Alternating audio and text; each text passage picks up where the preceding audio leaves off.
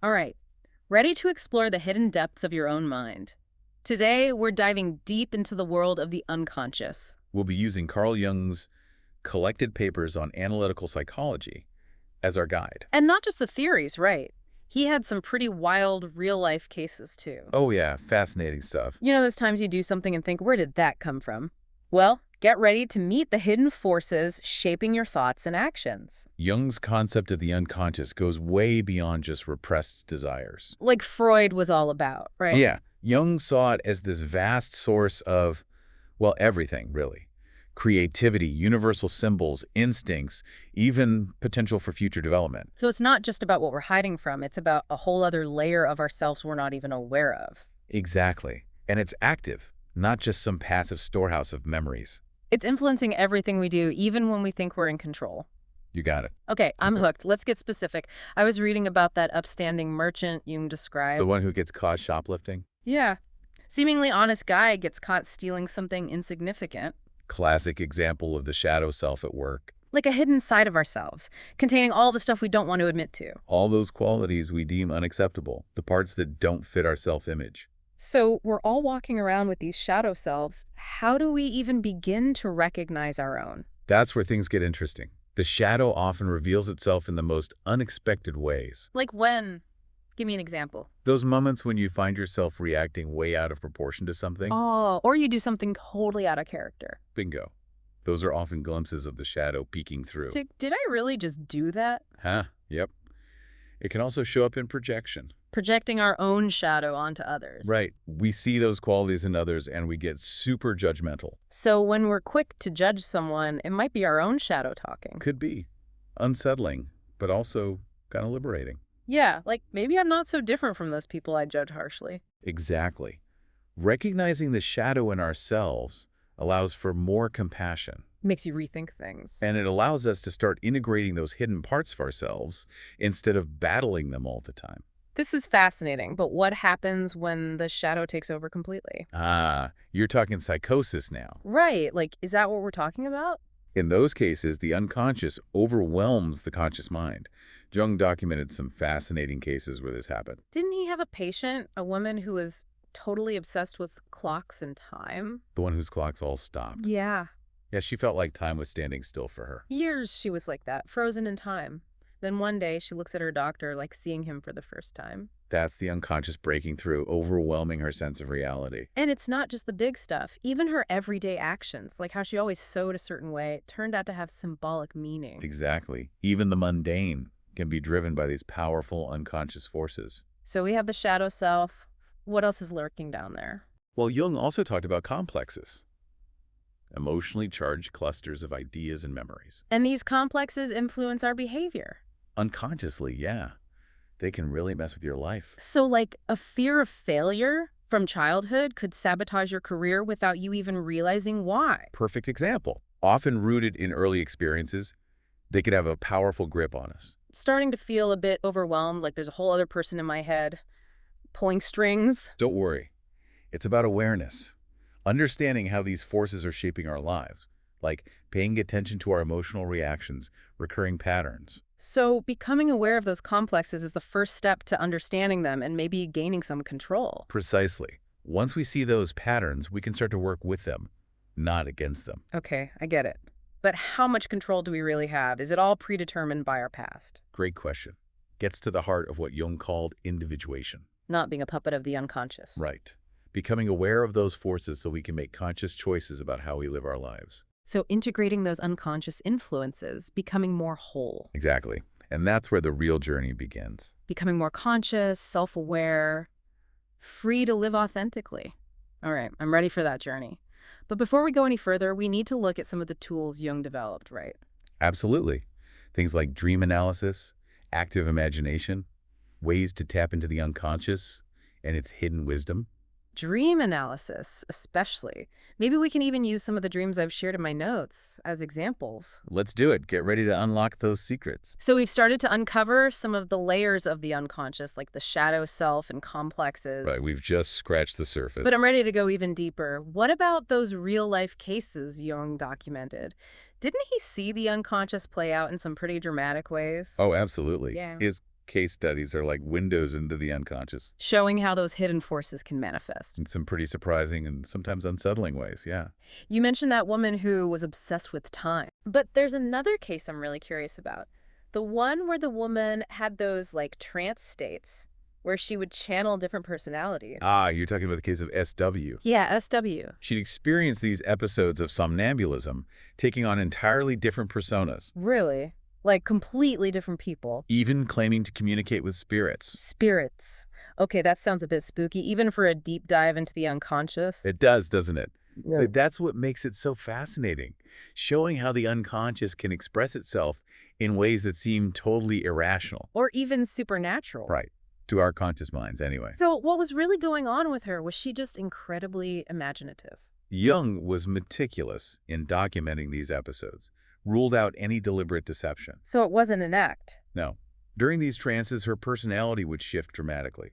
Her speech, mannerisms, even her knowledge would change. Like another being had taken over. That's how it seemed. Wild. Do we know anything about these spirits she was communicating with?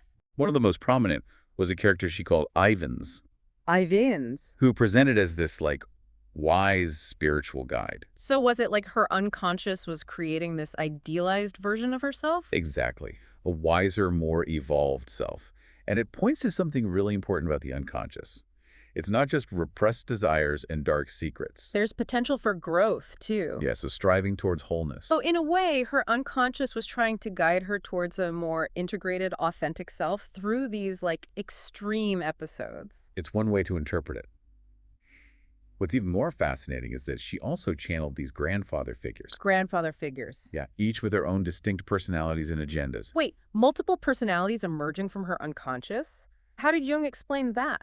He saw these different figures as representing different aspects of her psyche. Like, the grandfathers could be seen as embodying different internalized voices. Echoes of authority figures from her past, maybe. Possibly. It's like her unconscious was drawing from her life experiences to create these inner characters. And these characters would interact. Oh, yeah. Engage in dialogues, even conflicts. Like witnessing an internal drama unfold. So her unconscious wasn't just communicating in symbols, it was creating a whole past of characters. To express different parts of herself, it highlights how complex and multifaceted the unconscious can be. It's like we're not just single, unified selves. We contain multitudes. Okay, so she's having these intense experiences. Did these episodes ever stop? What happened to her? They did eventually subside. And what's interesting is that as she gained more conscious awareness of her inner world, the need for those dramatic episodes lessened. So when she started listening to those unconscious messages, they didn't need to be so extreme. Exactly, underscoring the importance of paying attention to those unconscious signals. Whether they come through dreams, slips of the tongue, or even irrational behaviors. Right. It's all trying to tell us something. This makes me think about those dreams I shared in my notes. Is that what my unconscious is trying to do? Communicate with me through symbols and strange scenarios? It's certainly possible. Okay. But before we get to that, I'm curious about that other case you mentioned. The one with the man who felt like time had stopped for him. Ah, yes, that one.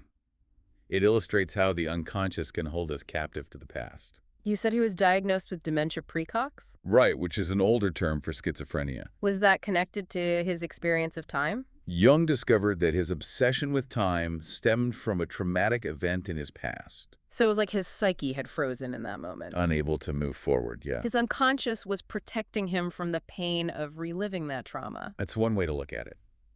Shows how our experience of time isn't always linear or objective. The unconscious doesn't operate on the same timeline as our conscious minds. No, it doesn't. Past, present, and future can all be intertwined down there. Shaping our present reality without us even realizing it. Exactly. And that's why exploring the unconscious can be so valuable. Helping us understand those roots. And unlocking the potential for healing and growth. Okay, so we've explored these two fascinating cases, each revealing a different aspect of the unconscious. What are some key takeaways you want our listeners to grasp? The most important one. The unconscious is not something to be feared or avoided. It's a part of who we are. And it's constantly trying to communicate with us. So approach it with curiosity, a willingness to listen. Exactly. And as we become more aware of those unconscious influences, we can start to make more conscious choices about how we live our lives, That's the journey of individuation we were talking about earlier, becoming more whole, more integrated, leading to a deeper understanding of ourselves. greater creativity, a more fulfilling life. It's all there. I think we're ready to dive into some specific techniques for working with the unconscious, like dream analysis. Let's do it. I'm ready when you are. All right, I'm ready to unlock the secrets of my dreams. We've talked about dream analysis as a powerful tool for exploring the unconscious. What makes dreams so special? Think of dreams as this direct line to your unconscious. They bypass all those filters, the defenses your conscious mind puts up when you're awake. So it's like the unconscious finally gets to speak its mind. Exactly. And it uses this, rich symbolic language, Yay! which can be fascinating and a little frustrating. Yeah, you wake up from these bizarre dreams like, what was that all about? Exactly. We've all been there. Okay, well, I recently had this dream where I was trying to give a presentation, but my clothes kept disappearing. Oh, wow. It felt so real and yet so absurd. What would Jung say about a dream like that? He wouldn't be interested in giving you a fixed interpretation. He believed that each dream symbol has a unique, personal meaning for the dreamer. So it's not about looking it up in a dream dictionary. Not at all. It's about what those symbols mean to you. Clothes disappearing, what associations come to mind, what emotions were there in the dream. Well, clothes are often about how we present ourselves to the world. And in the dream, I felt incredibly vulnerable and exposed. Maybe it's reflecting some anxiety about a work project where, honestly, I'm feeling out of my depth. That's a great insight. Jung called this amplification, expanding on those dream images, connecting them to your waking life. So dream analysis is like detective work. We use those images as clues to uncover hidden messages. And the more we understand those messages, the more we understand ourselves. Our motivations, our fears, our potential. It's all there. You mentioned that dreams can also offer guidance. Right. It's not just about understanding the past. What did you mean by that?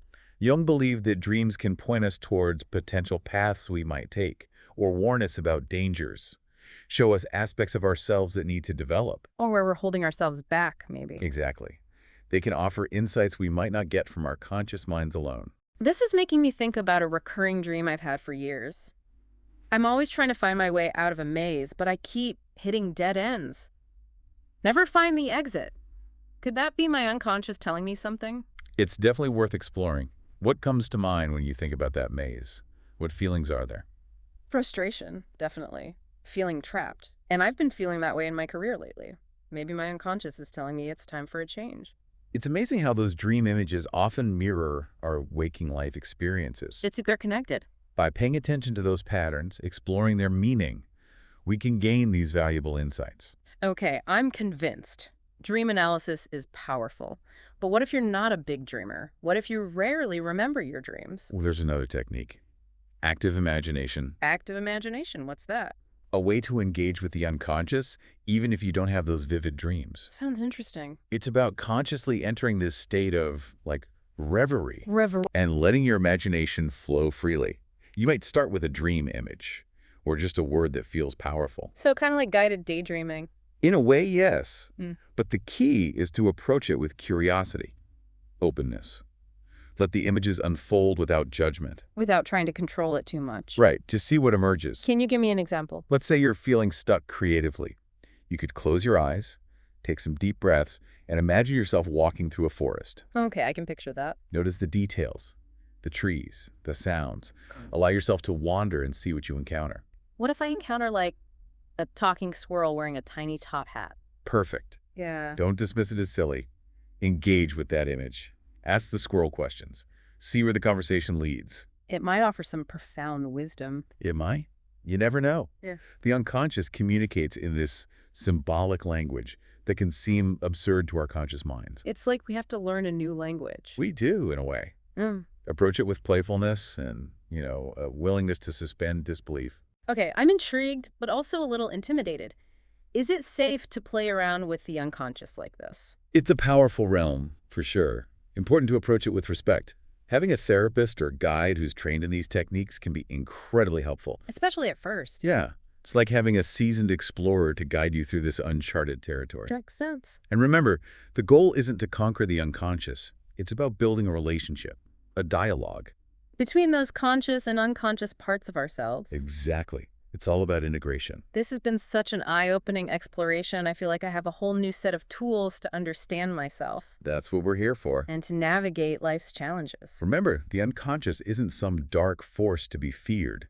It's a source of wisdom, creativity, and your truest self. So embrace those shadow selves, listen to your dreams, and keep exploring those fascinating depths. The journey's never over. Until next time, happy diving.